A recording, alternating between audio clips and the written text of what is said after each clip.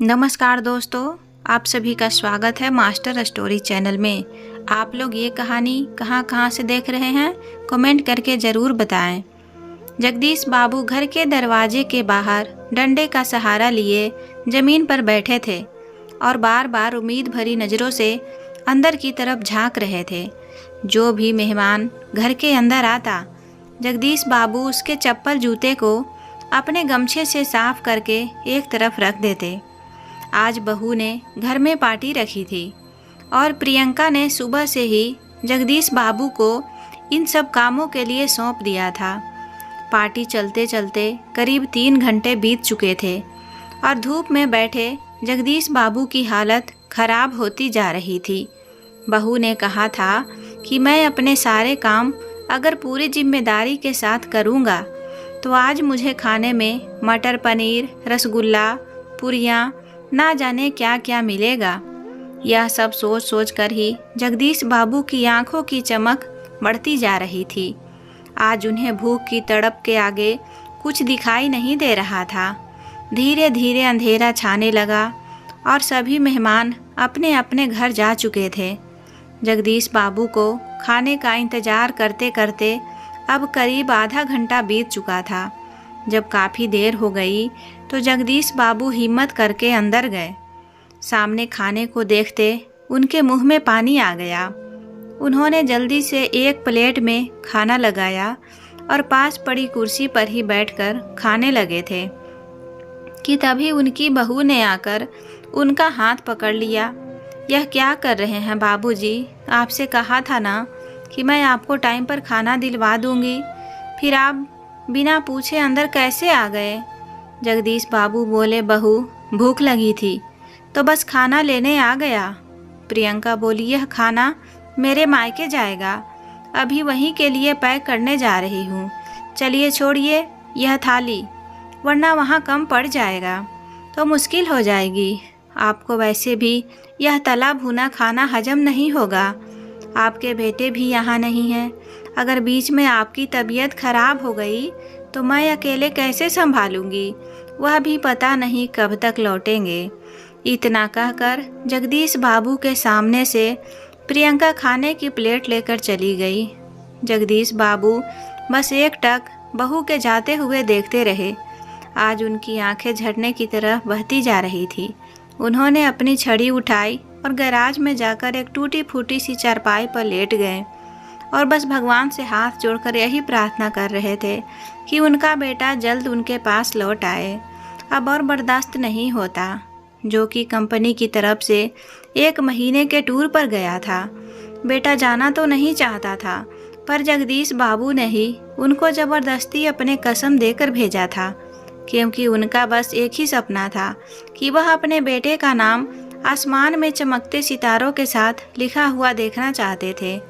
जगदीश बाबू यह सोचकर भी बेटे को फ़ोन नहीं करते कि उसको अगर अपने बाबूजी की हालत का जरा भी अंदाज़ा हुआ तो सब कुछ छोड़कर तुरंत दौड़ा चला आएगा। जगदीश बाबू की सोचते सोचते आंखें लग गई।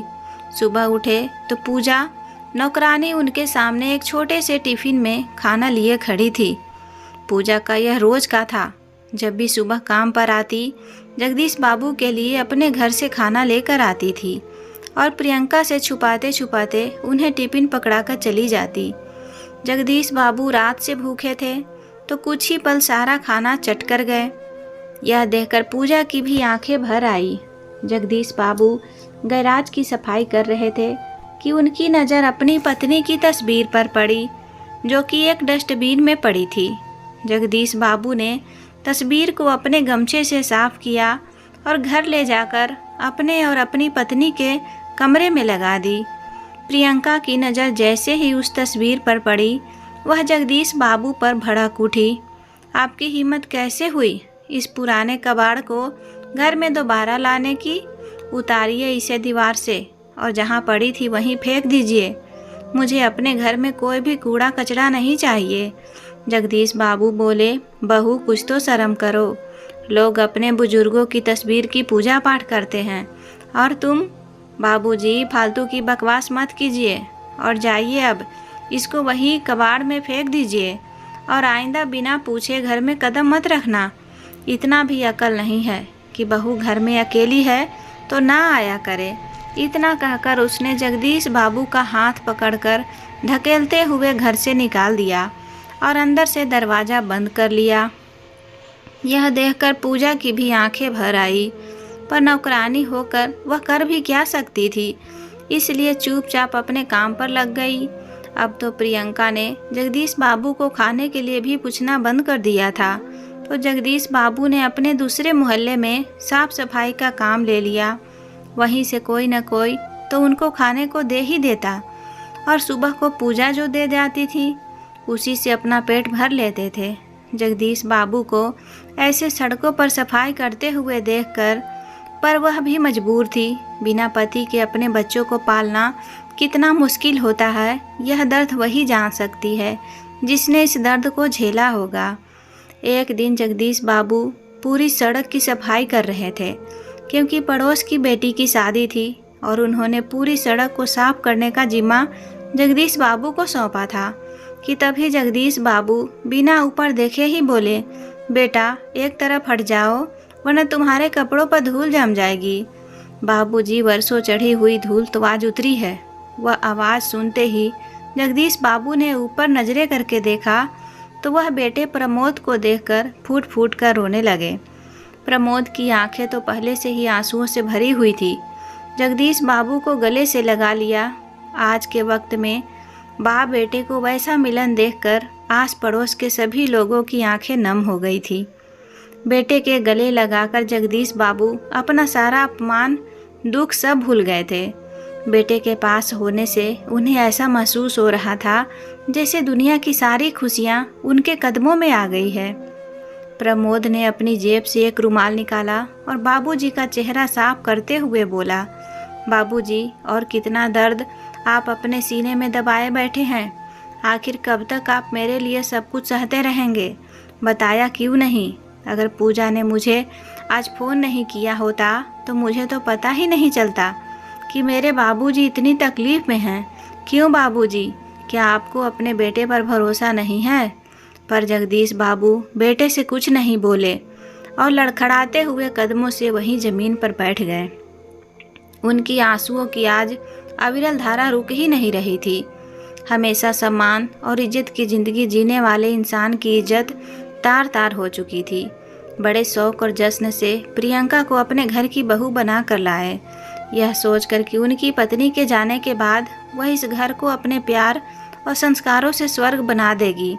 लेकिन बहू ने तो सोचते सोचते वह अपने ख्यालों की तरफ खोए चले गए। पापा जी, ओ पापा जी, कहाँ मर गए? पहले से ही दिमाग खराब है, इस बूढ़े की वजह से चिल्ला चिल्ला कर गला सूखता जा रहा है। और देखो, इनका तो कोई अता पता ही नहीं है। कल ही बोली थी कि गैराज में झाड़ू लगाकर अच्छे से साफ सफाई कर दो, चारों तरफ धूल ही धूल है। और यह देखो, गाड़ी भी ना जाने कैसे साफ की है कि पूरी गाड़ी पर स्क्रैच लग गया है। इससे अच्छा तो यह गांव में ही रहते, वही ठीक था, किसी काम के नहीं है। पर यह बात मेरे पति को कौन समझाएगा? उनके लिए तो बाप न हुआ कि भगवान हो गया। अरे पापा जी कहाँ चले गए? कब से चिल्ला रही हूँ। प्रियंका अपने ससुर जगदीश बाबू को आवाज़ लगाती है। तभी जगदीश बाबू घर के अंदर से भागते हुए आए और बोले, क्या हुआ बहू, तुम मुझे आवाज़ लगा रही थी? मैं ज़रा बाथरूम गया था, तब से चिल्ला रही हूँ और पूछ रहे हैं कि आवाज़ लगा रही हो। अरे इतना खाते ही क्यों हैं कि बार बार बाथरूम जाना पड़ता है? मानती हूँ अनाज आपके बेटे का है, पर पेट तो आपका है, थोड़ा कम खाया करो। और यह देखो, मैं आपसे कल ही बोली थी कि गैराज को अच्छे से साफ कर देना, आपने अभी तक नहीं किया। पता है ना आपको, 2 दिन बाद यह लौट कर आने वाले हैं। क्या कहेंगे कि मेरे पीछे से इतना भी काम नहीं हो पाता है। जगदीश बाबू बोले, बहू तुम तो जानती हो मुझे अस्थमा की प्रॉब्लम है। अगर मैं यहाँ की साफ़ सफाई करूँगा तो मेरी तबीयत बिगड़ जाएगी, और कहीं बीमार पड़ गया तो बेकार में दवाई के खर्चे और मेरी सेवा करनी पड़ जाएगी। मैं नहीं चाहता तुम्हें दिक्कत हो, इसलिए मैंने अभी तक सफाई नहीं किया। बहू अगल बगल वालों को देखता हूँ, गाड़ी सफाई करने के लिए किसी लड़के को रखा है, तुम भी उसे 150 देकर साफ़ सफाई क्यों नहीं करवा लेती हो? प्रियंका बोली, अरे वाह, आप तो बहुत अच्छा सुझाव देते हैं। पैसे तो जैसे पेड़ पर फलते हैं, शर्म नहीं आती, घर में बैठकर रोटियां तोड़ते हैं। थोड़ी सी सफाई भी आपसे नहीं हो पाती। साफ सफाई करने से आपका अस्थमा इतना नहीं बढ़ जाएगा कि आप मर जाएंगे। मैं थोड़ी शॉपिंग करके आ रही हूँ, तब तक गैराज पूरा साफ हो जाना चाहिए। काम के न काज के, दुश्मन अनाज के। बेटा मेरे लिए सर दर्द ही छोड़ गया है। खुद तो काम के सिलसिले से बाहर निकल जाता है और यह मेरा दिमाग खराब के करते हैं। बुदबुदाती हुई प्रियंका गाड़ी से निकल गई।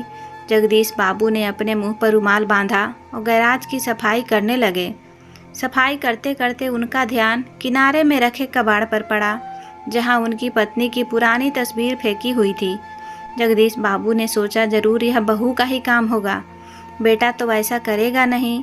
तस्वीर देखते देखते जगदीश बाबू सोचने लगे, इतनी धूमधाम से अपने बेटे प्रमोद की शादी प्रियंका से की थी।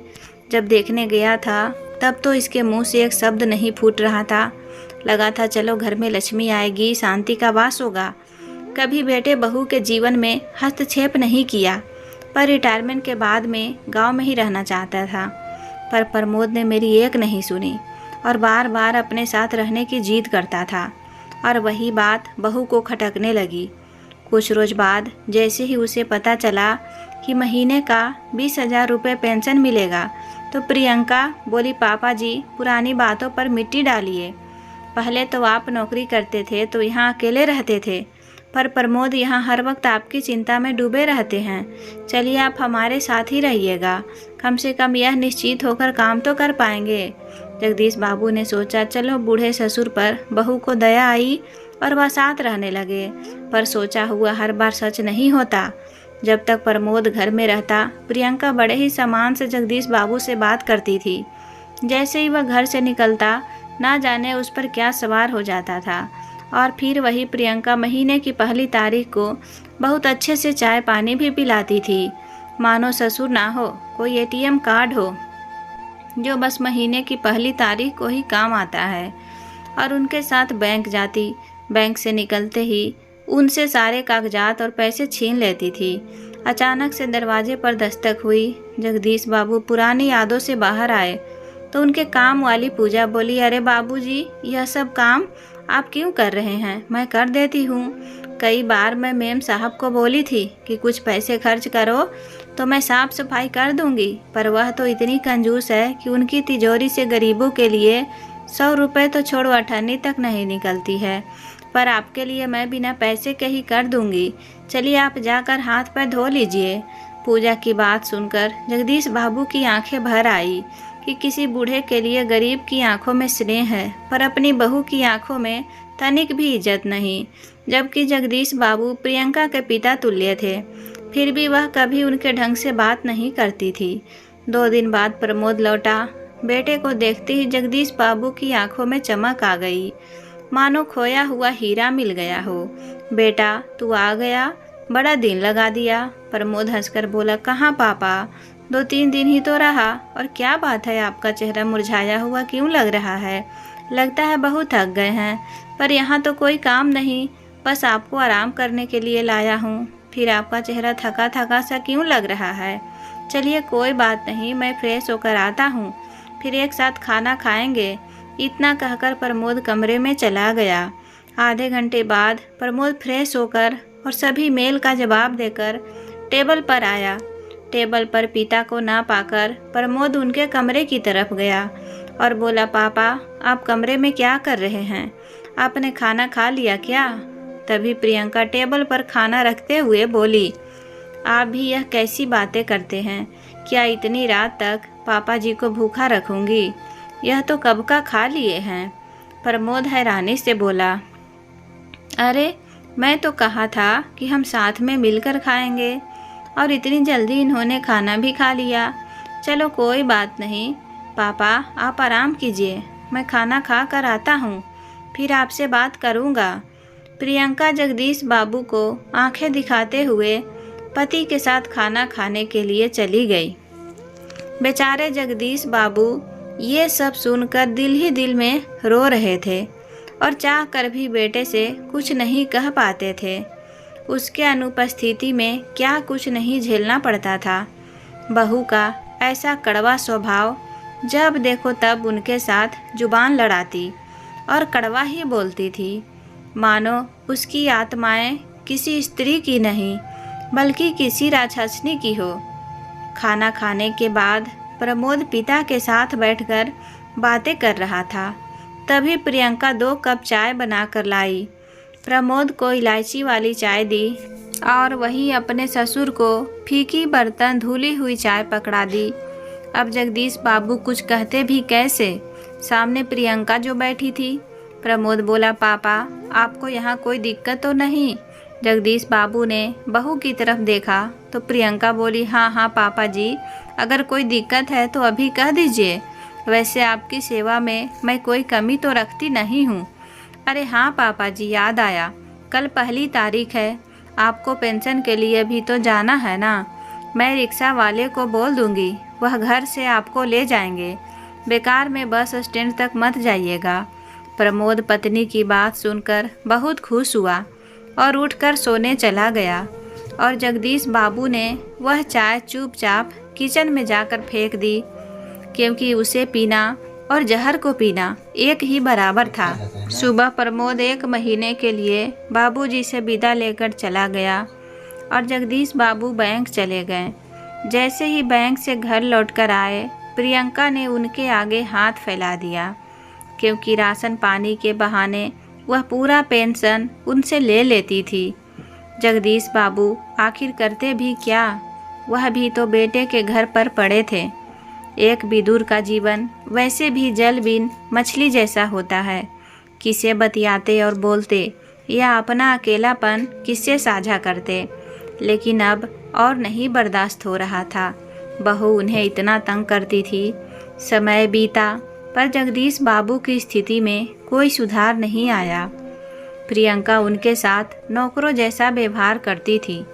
एक दिन प्रियंका कुछ ढूंढती हुई जगदीश बाबू के कमरे में पहुंच गई और वहीं टेबल पर जब उसने अपने सास ससुर की फेंकी हुई तस्वीर को पाया तो वह जगदीश बाबू पर बहुत बरसी। आपकी हिम्मत कैसे हुई मेरे फेंके हुए कबाड़ को मेरे घर के अंदर लाने की? जगदीश बाबू बोले, बहू क्या तुम भूल रही हो कि वह तुम्हारे साथ ससुर की तस्वीर है? अरे मेरा तो रहने दो, मैं जिंदा हूँ, पर तुम अपनी मरी हुई सास की तस्वीर के साथ ऐसा अपमानजनक व्यवहार कैसे कर सकती हो? क्या यह बात प्रमोद को पता है? क्योंकि मुझे याद है यह तस्वीर प्रमोद घर से लेकर आया था। मैंने बहुत भूल कर दी जो तुम लोगों के कहने पर यहाँ आ गया। काश की सच्चाई मुझे पहले पता चल जाती तो मैं कभी तुम्हारे दरवाजे पर नहीं आता। प्रियंका बोली, अरे वाह ससुर जी, आपको क्या लगता है कि आप यहाँ हैं तो मुझे बड़ी खुशी होती है? अरे आपके बेटे की वजह से मैं आपको बर्दाश्त कर रही हूँ, वरना कब का धक्का मारकर आपको मैं इस घर से बाहर निकाल देती। आपकी वजह से मैं अपने माँ बाप को यहाँ नहीं बुला पाती हूँ और ना ही अपने घर में पार्टी कर पाती हूँ। मुझे मालूम है आपको लोग देखेंगे तो 4 तरह की बातें बनाएंगे कि ना जाने कहाँ से भिखारी को उठा कर ले आई है। जगदीश बाबू बोले, बहू भगवान से डरो, आज न कल हर किसी को बूढ़ा होना होता है। तुम अपने माता पिता से प्रेम करती हो यह जानकर बड़ा अच्छा लगा, पर सोचो जैसा व्यवहार तू मेरे साथ कर रही हो वैसा ही व्यवहार अगर तुम्हारे भाई भाभी उनके साथ करे तब तुम्हें कैसा लगेगा? प्रियंका गुस्से में बोली, खबरदार जो मेरे माँ बाप से अपनी तुलना की। मेरे माँ बाप के पास इतने पैसे हैं कि मेरे भैया भाभी उसे सर पर उठा कर रखते हैं। आपकी तरह कंगाल नहीं है वो लोग। जगदीश बाबू हंसकर बोले, बहू पैसा तो हाथ का मैल है, आज है तो कल नहीं है। एक वक्त था जब मैं भी कमाता था, सब कुछ करता था, पर उम्र के साथ पैसा भी घटता है, बढ़ता नहीं है। याद रखना इस बात को कि तुम्हें भी आगे चलकर इसी गली से गुजरना है। प्रियंका बोली, बस बस, ज़्यादा भाषण देने की ज़रूरत नहीं है, उनके आने का समय हो गया, चलिए आपको खाना दे देती हूँ। जगदीश बाबू चुपचाप अपने कमरे के दरवाजे के बाहर एक तख्त लगाकर बैठ गए। खाने में पानी जैसा दाल, 2 रोटी और सूखी सब्जी देकर उनका मन इतना दुखी हुआ कि वो सोचने लगे कि इससे तो अच्छा वह वृद्धाश्रम चले जाएं और शेष का जीवन वहीं बिताएं। वहाँ कम से कम अपने जैसे 2 लोग तो मिलेंगे। हफ्ते 10 दिन तक जगदीश बाबू किसी से ज़्यादा बात नहीं कर रहे थे और ना ही ठीक से खाना खा रहे थे। प्रियंका खुश थी कि चलो नहीं खाते हैं तो कम से कम राशन ही बचता है। प्रमोद जब फ़ोन पर पूछता तो प्रियंका बोलती, अरे पूरे दिन वह कुछ न कुछ तो खाते ही रहते हैं, तो शाम होने के बाद खाना नहीं चाहते हैं। और कोई बात नहीं है, आप ज़रूरत से ज़्यादा ही चिंता करते हैं कि आप यह भूल जाते हैं कि घर में आपकी पत्नी भी है।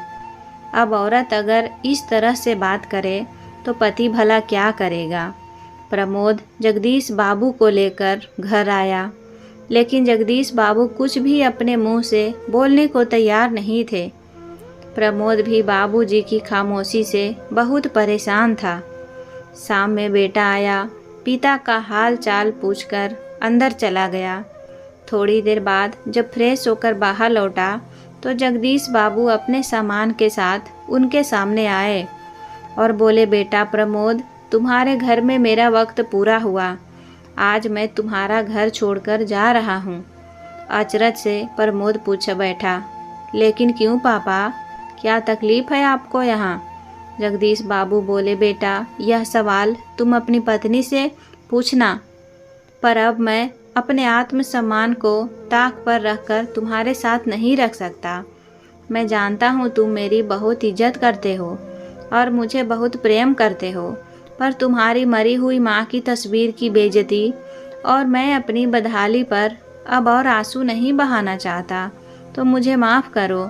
तुम अपने जीवन में खुश रहो। मैं तुम्हें इतना आशीर्वाद दे सकता हूँ और मैं देने के लिए मेरे पास कुछ नहीं है।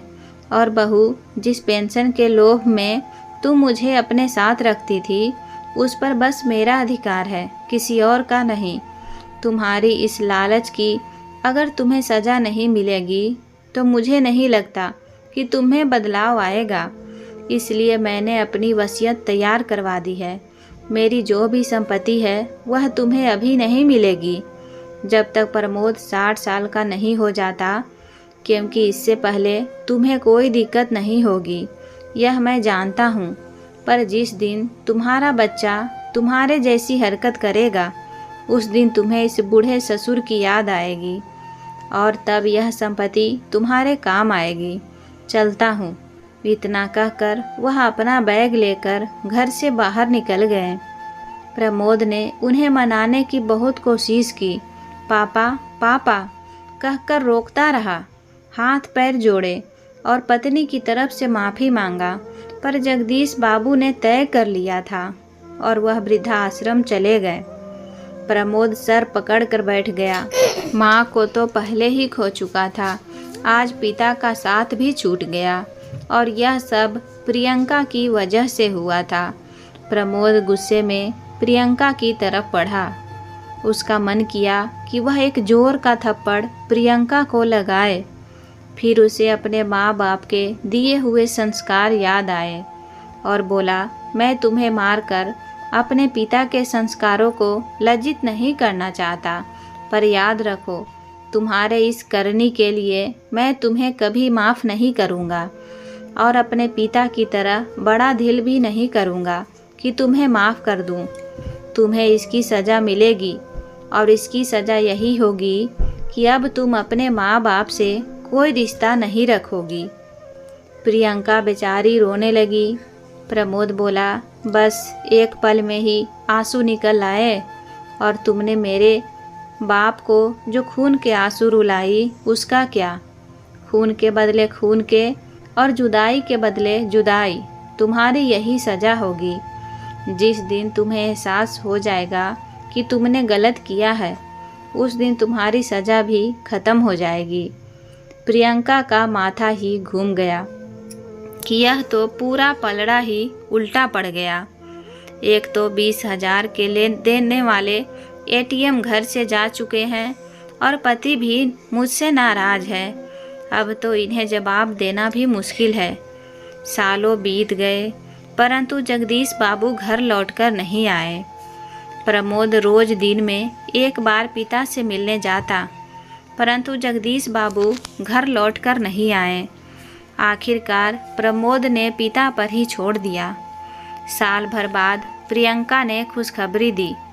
जब उसके मायके से उसके माँ बाप फ़ोन करके उसे आने की दुहाई देते और प्रियंका जा नहीं पाती, तब उसे एहसास हुआ कि उसने एक पिता को पुत्र से अलग करके कितना बड़ा पाप किया है। प्रियंका को अपने किए पर पछतावा था। वह अपने बेटे को लेकर एक दिन वृद्धा आश्रम गई और जगदीश बाबू के गोद में पोते को देकर अपने किए की माफ़ी मांगने लगी। जगदीश बाबू बच्चे का मुंह देखकर मुस्कुराने लगे और बोले, बहू, मैं अपने पोते के लिए तुम्हें माफ़ करता हूँ, पर अब मैं उस घर में नहीं रह सकता क्योंकि अब मुझे यही अपना घर लगने लगा है। मुझे तुमसे कोई शिकायत नहीं है। भले ही तुमने मुझे अपना पिता कभी नहीं माना, पर मैंने तुम्हें अपनी बेटी ही समझा हूँ और तुम्हारा भविष्य मैं सुरक्षित कर दिया हूँ। तुम्हें कभी अपने बेटे बहू का दुर्व्यवहार नहीं झेलना पड़ेगा, पर बच्चों के मोह में खुद को कभी इतना कमज़ोर मत करना कि अपने दर्द की बयान कर सको। जाओ तुम लोग खुश रहो। दुखी मन से प्रियंका लौट आई।